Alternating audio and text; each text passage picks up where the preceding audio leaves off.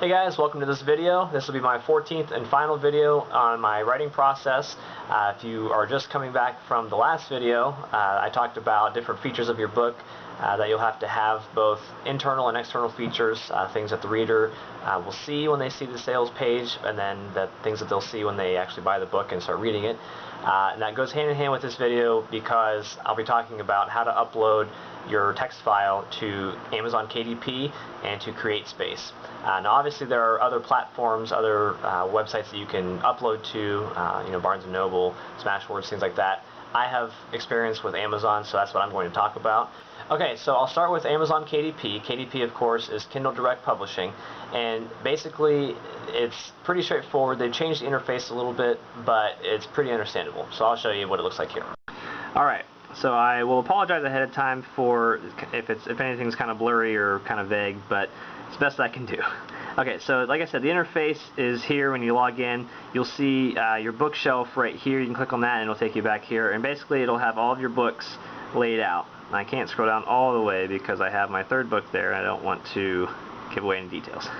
So you can see here, so in this case, my first book, Resistant, it'll say status and live, and it'll give the submit date, the price, and then if you want to do any promoting for that, you can click the book directly, the picture, and it'll take you to the book's page. Either way, it's the same thing.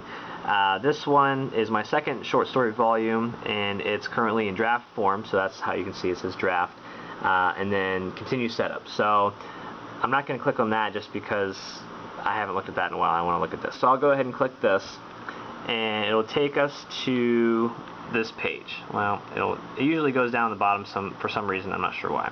So unguarded. Now this has been live and it's out for sale already, so it says that it's published and available for purchase. So this section is already done, but I'll scroll through so you can see. You can opt to enroll your book in KDP Select, which I would encourage you to do that. You can read more about it. I'm not going to get into it here. Okay, so enter your book details. So this is what I talked about before. So you need your title. If you have a subtitle, if it's part of a series, you can click that, and then you can get that information. The edition number, it's good to have that so readers know, just common courtesy.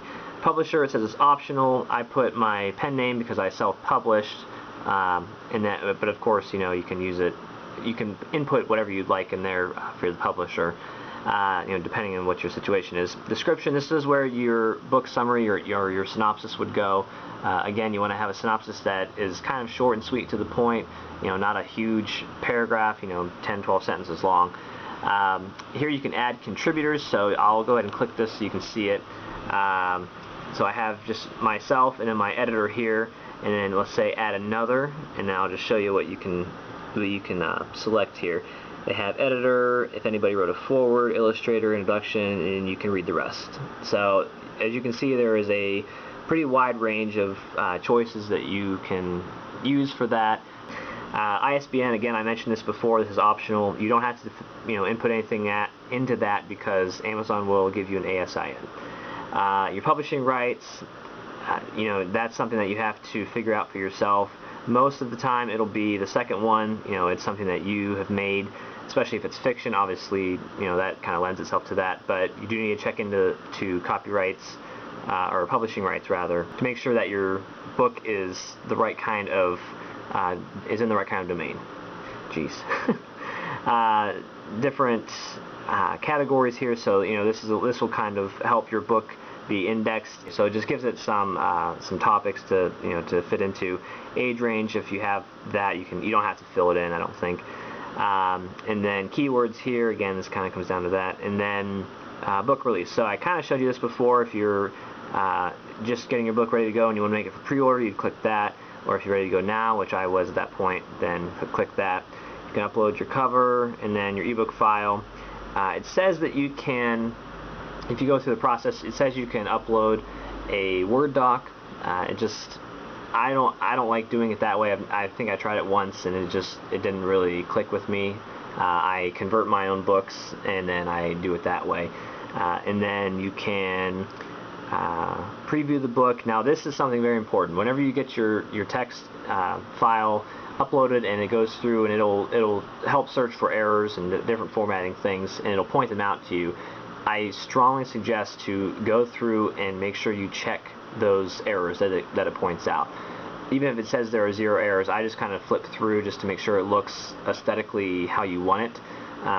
Just because especially if you're using Word or something else, it might not look the same in the Kindle viewer, the previewer, as it did in whatever you're using to write it. So I strongly suggest to look at that. That way you know that it looks how you want it to look, basically. And then at the bottom, you can just click Save as Draft. Obviously, if you aren't done yet or aren't ready to move forward, but Save and Continue would be the next thing. I'm not going to click that because if you make a change and then you hit Save and Continue, it will prompt you, or it will tell you that your book will be ready within 24 hours or something like that after it's reviewed. So even after it's been live, if you make a change, they still have to review it. Usually it comes back within 12 hours, at least all my books have. It just depends. But so we'll just go ahead and click the next part here. The publishing rights, so mine is worldwide. I don't have individual territories that I have to worry about. The pricing, you have to I suggest that you read about royalties, because that really, understanding that really helps you get an idea of how to set your price, and then you can go through in the different marketplaces here. You can set it up like that. I don't think there's anything at the bottom. Kindle Match book, and then Kindle Lending. That's just a preference. You can read into that later if you want. And this last part, have your benefits here. I can't unfortunately show you how this works in its entirety, because I just ran a promotion and it doesn't let you do that until the next cycle of your KDP Select membership is renewed. So but what you can check it out here. There's a Kindle Countdown deal, which basically the price, it starts out at a cheap price, and then at different intervals that you set up, it will increase by $1. So like I started my book out at 99 cents, and then after a day or two it went to $1.99, and then a day or two later $2.99, $3.99, and then back to the regular price when the promotion was over. That's just something that kind of entices readers to, there's a countdown. There's some urgency about it. So that's how that works. And then free book promotion is basically what it sounds like. Your book's free for a certain amount of time. Running an ad campaign, I've never done that before. I'd like to look into it just for the sake of knowing, but again, you can kind of check that out in your free time. So that's basically what Kindle Direct Publishing looks like and how it works, and my suggestion is just getting to work with it yourself. Just kind of go in if you have some time and just kind of explore and just see what things are and how they work. That way you can have a better understanding of it than hearing everything from me or someone else. Okay, so that's basically the KDP interface. So now I'll show you CreateSpace. Again, CreateSpace is the print affiliate of Amazon. This one is pretty straightforward. It's kind of similar. They have just a progression of steps that you go through to set your book up. And I'll have to put my finger up at one point because the title of my third book is there, and I can't really avoid having you see that. So that's why my finger will be up there at one point, so don't panic. But yeah, so let's take a look at it. Alright, so here's your member dashboard. This is basically the home page of CreateSpace in your account, and you can always get to it by clicking member dashboard. If you add a new title, so whenever you're having a new book ready to go, you can put it up there and it'll pop up here. So Unguarded is my most recent book, and I just so happened to work on it last. I believe it refreshes this page. Whatever book you work on most recently will be at the top, and then it goes down from there. So here again, status, you can see that that's available. My third title there in the middle is incomplete. I worked on that a little bit ago, and then I worked on Unguarded there. You can see here that it says order copies. I would suggest doing it this way if you need hard copies to have on hand, if you like to sell hard copies yourself, just because this is cheaper than buying. I mean, it depends on your price, but for example, my two books are $7.99 and $8.99, but I only pay $3 something per book when I do it this way. So order copies this way. That way it's cheaper on yourself. which, speaking of price, your royalties are up here. It'll have it in euros, the British pounds, and then dollars. So since my last statement, I've had $4.14. So I believe that might be like two books maybe royalties. I can't remember the math, but so let's go ahead and we'll just go through again. We'll go through Unguarded. So click that, and this is what it looks like. So everything, obviously, it's already up for sale and it's live. So everything is checked. This, however, is not. It's like a red and white icon that's published on Kindle. If you don't go to KDP through here, then that won't be checked off. Because it doesn't recognize that it used that to-do list item to go to KDP. So it's on KDP, but it's just not registering it through here. So I won't go through all these, but you can just pretty much guess what they are. So the title information, again, it's your title, subtitle, anything like that. Your ISBN, again, they'll assign you one for free, unless if you buy your own ISBN from Bowker, you can, or somewhere else, you can. The interior, that's where you upload your text file of your manuscript, and again, in that file you have to have all of your front matter and your back matter and everything formatted. Your cover, if you have that done, and then you complete that, and then upon completion they'll review it, and then when they say, okay, here's the error, here are the errors that we found, or here's your book back, it looks good, then that's where it is. You can proof it there. Again, I encourage you to look at it just so you can make sure it looks how you want it to look. It says channels, distribution channels. You see that as different options on the sales page in Amazon.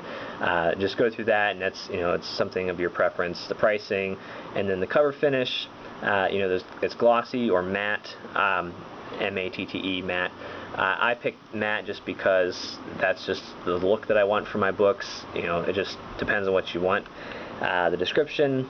Again, that's your synopsis and anything about the book, and then the Kindle. And there's other things, obviously, here that you can, links that are helpful. They offer tips and stuff to get your book out there. And here, here it'll show the basic summary of your project. And you'll have to pick your dimensions for your print book, and then the type of paper, and all that kind of stuff. But like I said, it's very straightforward, very understandable, and it's just a matter of doing it and kind of exploring it. That way you can come to understand it yourself and not have to rely on somebody else telling you. So if you've seen that before, then you know what I'm talking about, but if not, hopefully it'll provide you with some peace of mind. If you're contemplating on uploading to KDP or to CreateSpace, just seeing the simplicity of it, and it's just a very well laid out interface, I think. And like I said, once you get to work with it a little bit and familiarize yourself, it's a lot easier, and it's just you don't think about after that. So that's it for this video, and that'll wrap it up for my writing process.